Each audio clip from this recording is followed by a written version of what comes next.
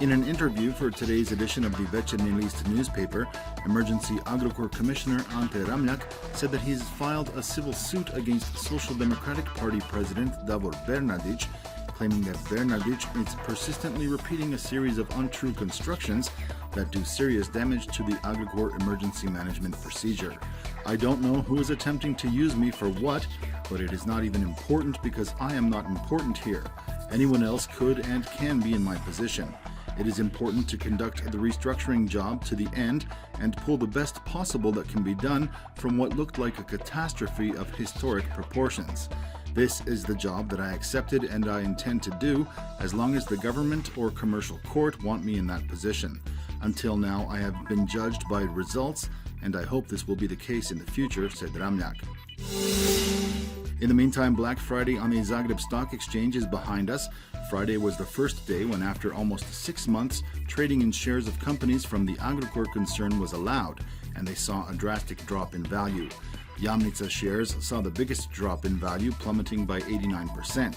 Ledo shares dropped by 83%, Zvezda shares by 81%, and Belje and Vupik shares lost more than half of their value.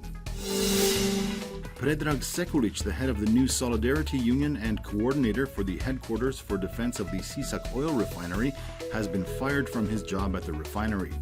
According to him, his employer INA justified the move, claiming that he revealed business secrets and incurred damages to his employer through the media. Sekulic has filed a complaint against his release. In his appearances, he criticized the relationship the MOL oil company had toward the Sisak refinery, believing that INA and the refinery were being consciously neglected at the expense of their business. In sports, Marin Cilic did not make it to the semifinals of the ATP Masters 1000 Series tournament in Paris after losing yesterday to Frenchman Julien Benneteau 7-6, 7-5.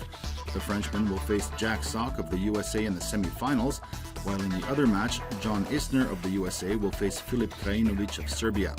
Meanwhile, Croatia's Ivan Dodig and his partner Marcel Granollers of Spain have made it to the doubles semifinal after defeating Henri Kontinen of Finland and John Peers of Australia by a score of 6-3, 6-4.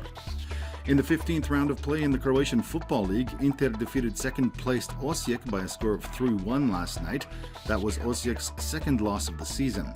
Today, Cibalia faces Istra 1961 in Vinkovci, and Hajduk plays host to Rudeš in Split. And finally, good news for the Croatian national football team ahead of their World Cup qualifier against Greece. Namely, Greece will be without one of their best players, Kostas Manolas, in the first leg to be played at the Maksimir Stadium in Zagreb. FIFA has suspended the AS Roma player for intentionally getting a yellow card in a match against Cyprus. The 26-year-old will be available to his team for the return match in Greece. The forecast calls for mainly sunny skies during the afternoon in most regions, with the most cloud coverage on the northern coast, which may see light rain in places. A weak southerly wind will blow on the coast, which will gradually increase to a moderate wind on the northern and parts of the central coast. Seas will be smooth with mainly good visibility. Highs for the day will range between 11 and 16 degrees in the interior and between 16 and 19 degrees on the coast. Mainly no precipitation is expected in the interior tomorrow, although fog is possible during the morning, primarily in the east. Increased cloud coverage and rain from the west are expected near the end of the day. The first days of next week will see rain, especially mountainous and central areas. Heavier rainfall is possible in mountainous areas. Sunday's southerly wind will bring slightly warmer temperatures, followed by cooler temperatures when a northeasterly moves in. Variable weather is expected on the coast tomorrow, with rain mainly on the northern coast, especially near the end of the day. Rain will then spread to the south, and Monday and Tuesday will see heavier rainfall and thunderstorms in places. Mainly overcast at the beginning of next week.